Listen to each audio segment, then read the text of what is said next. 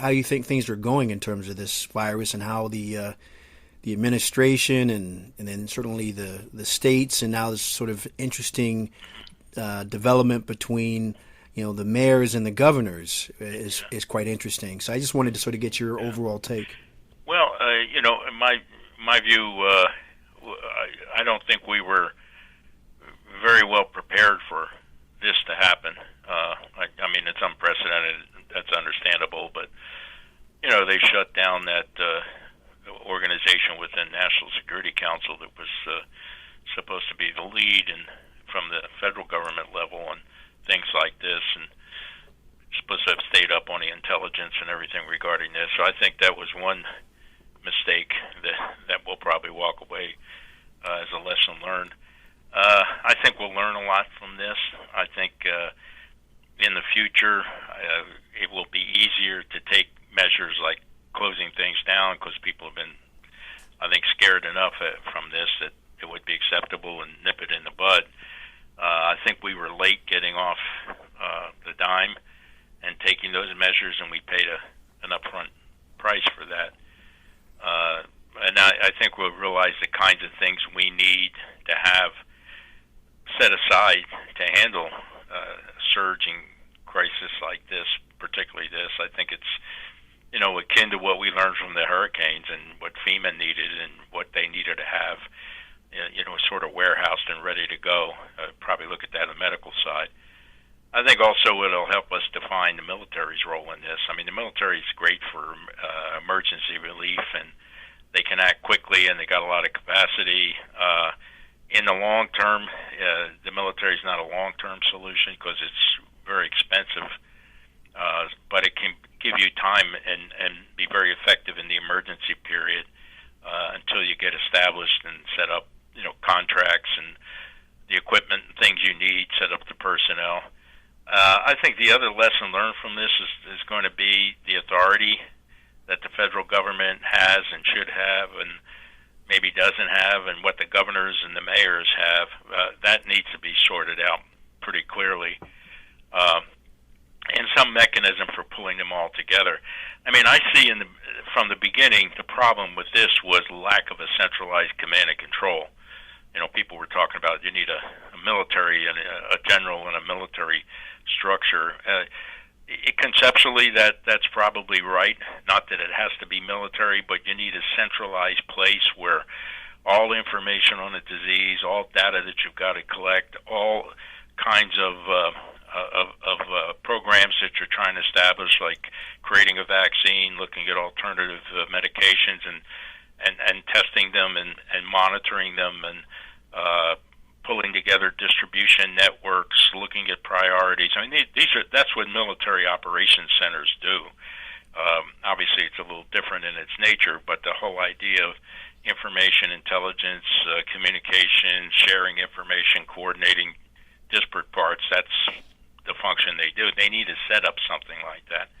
It's kind of like when we got caught after 9/11, and we had to build counterterrorism and anti-terrorism fusion centers to pull all that together.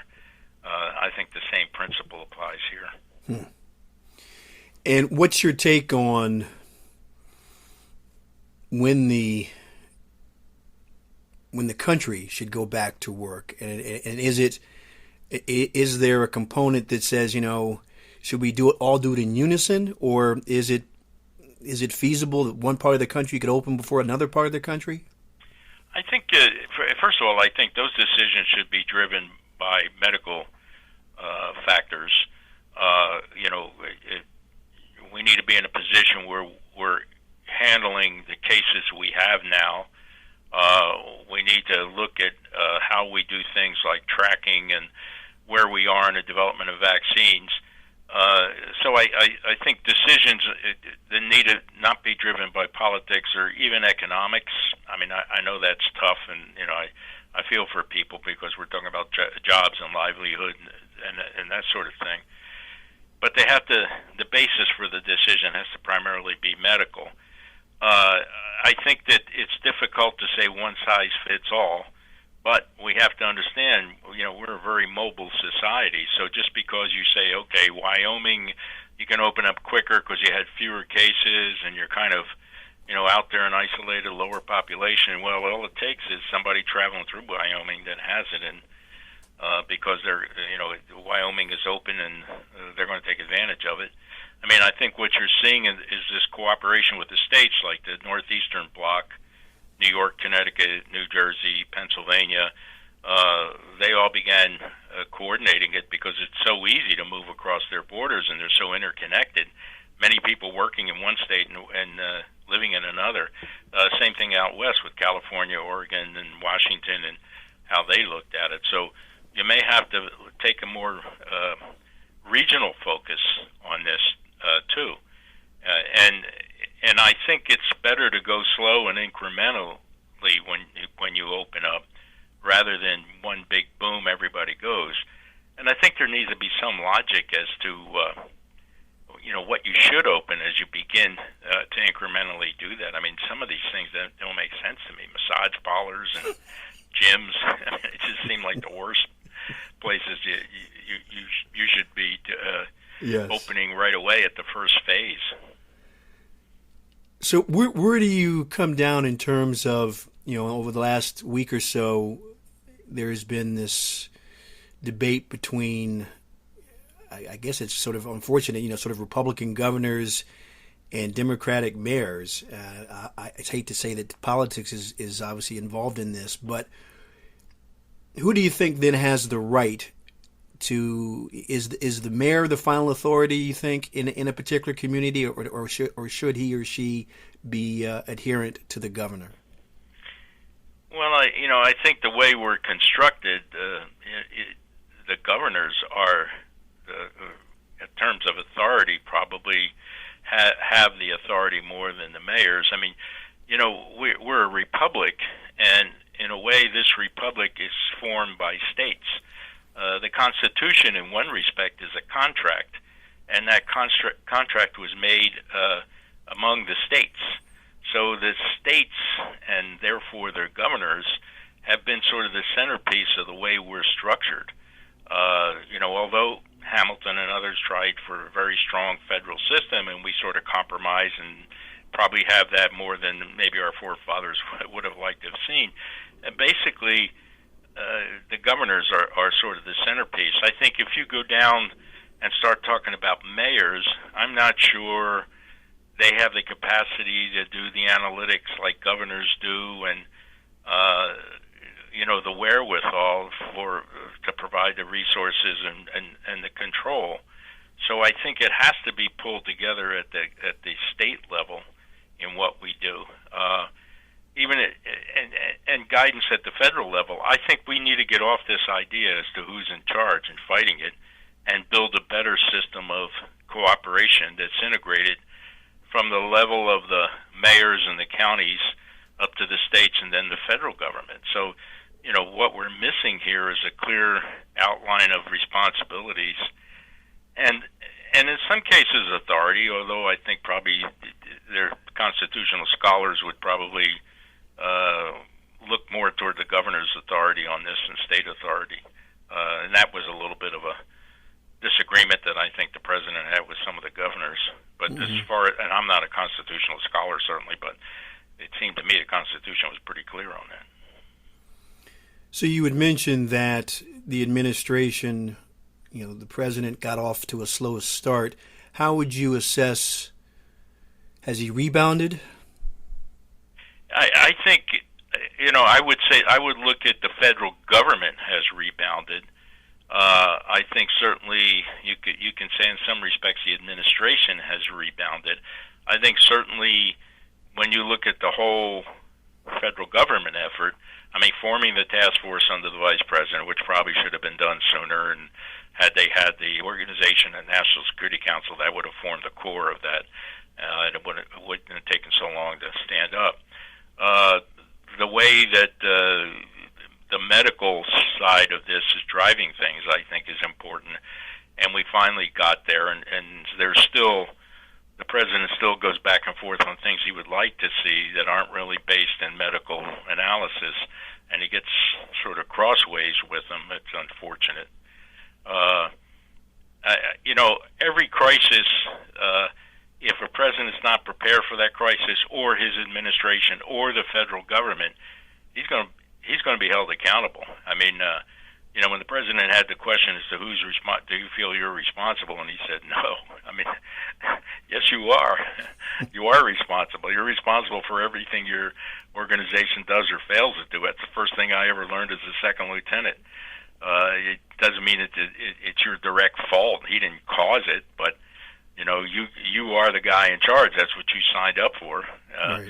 and you have obligations that you have to meet. And if those obligations are not met by your organization, you're responsible. I think he's still resistant to that. I think he's still trying to. He still put a lot of emphasis on reopening things, getting the economy back up, and he has to be very careful with that because although that's obviously important, it can't be more important than the health and well-being of the American people. So it's a tough thing to weigh out. We'll see when this is over what kind of marks he gets. I think it was tough to begin with. It was sloppy, certainly, to begin with, and one of the things that could be done to make sure that in the future we don't have these problems is to take the lessons learned from this very seriously and create the structure and the things we need not to have this repeated. And that might help the president's status and stature and image going forward. So that's a piece yet to be determined. Okay. So one last question in terms of this. I know you're not an economist, and I know you've just mentioned that putting the health and well-being of the country above the finances, the economy is first. But how long do you think we can stay shut down without it being? I mean, is there a point where we might not be able to recover from this financially, for a long time? Yes, certainly. I mean, I don't think this can go on a year. I mean, but I don't have any basis for that timing. But I think if we're starting to bring back the economy, the end of summer and all, I think this is recoverable. Now, whether it's recoverable in 3 months, 6 months, or a few more months, it will be something we'll have to see. I think there are some small businesses that may not survive this. Certain fields and jobs and other things may have to be redefined because of this. And so how well we do with that is going to be part and parcel of this too. I think we learned a lesson about being overly dependent on China. I think companies that had supply chains that were totally resident in China and distribution networks depending on that have learned a lesson. Even the military, even our U.S. military had certain things that were solely within China in terms of the supply chain, and obviously we can't let that happen again. Yeah. So, one part and parcel of this is what are the lessons learned, and how do we fix things that were broken because of this? And that will create a whole different dynamic that will have economic implications too. So it's not simply saying get things back to where they were. I think some things will not be back to the way they were or can't be. So that's going to be a factor and is pretty much unknown. And, the key to this whole thing is finding a vaccine or some sort of pill, spray, whatever it is, that you get like your annual flu shot or like we got with the polio that renders this thing not as effective in terms of the damage it does to people. If that's done by fall and before the next winter season, I think we'll be well on our way to recovery. Mm-hmm. But if not, if we have to go through another winter season and a resurgence of this thing, without that, it's we would probably be in better shape to deal with it, but it's still going to have an impact on things like the economy. Yeah.